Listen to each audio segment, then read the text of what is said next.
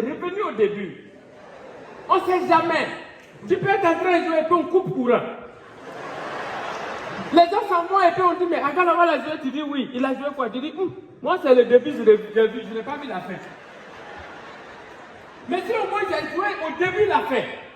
Quand il sort, on dit Agalama l'a joué, tu dis oui. Il a joué quoi? Tu dis, j'ai vu la fin. Mais je n'ai pas vu le début. Mais on dit toujours la fin d'une chose vaut mieux que son commencement. Si tu as vu la fin, c'est encore mieux. Et je pense que ça, c'est une stratégie qu'on devrait appliquer au football.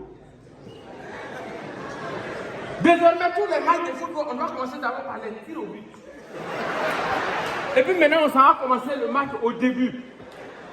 Parce que vous n'avez pas remarqué, les matchs de football, les gens ils jouent.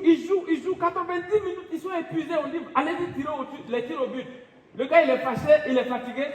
C'est ce qui fait que tu entends, on dit, Messi a raté penalty. Si on a tiré les tirs au but au début, on met dans le placard. Et puis maintenant, on dit, venez commencer le match.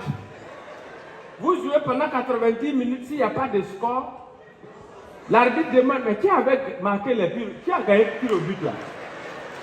On ouvre le placard et puis on sort, on dit, c'est Côte d'Ivoire, on dit, vous êtes qualifiés. Tu vois? Et c'est ça. Parce que dans la vie, il faut avoir l'esprit. Nous, on travaille. Mais en même temps, quand on travaille, on développe du business à côté. Moi, par exemple, j'ai construit mon bar. Le bar marche à merveille. Seulement quand avant-hier, il y a un client qui m'a appelé à 6h du matin. 6h déjà, il est saoulé. Et puis il m'appelle. À travers sa voix, je pouvais imaginer déjà comment il était assis. C'est-à-dire que tu sentais que lui-même là, ça ne va pas. J'étais là et puis j'entends. Il dit oui. Et ça le moment, tu vas. Il dit oui. Et il tombe là, ça ouvre à quelle heure? Il dit à 6h comme ça, ça va ouvrir à 14h. Il a raccroché. Pour moi, je l'ai convaincu. Vers les 10h, quand il m'a appelé là, on dirait que je lui dois. J'entendais pas ce qu'il disait, mais je sentais que la dose est montée encore d'un cran. Alors, il dit, ça là, maman, tu vas. Je dis, oui, il dit, ton va là, ça ouvre à quelle heure? Il dit, je te dis, ça va ouvrir à 14h. Il raccroche. Pour moi, ça va. Mais à 13h pile, il m'a appelé. Honnêtement, je n'entendais rien dans ce qu'il disait. Tout ce que j'entendais, c'est son souffle, j'entendais dans le combiné là. J'étais là et puis j'attends.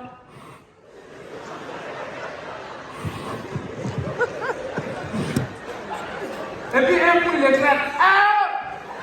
Il dit oui, il est là. Il dit oui,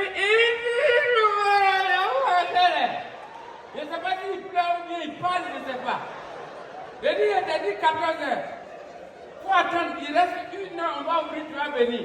Et qui a dit que vous venez là-bas? Hier, quand on est venu voir là, vous m'avez oublié dans le bar, vous avez fermé.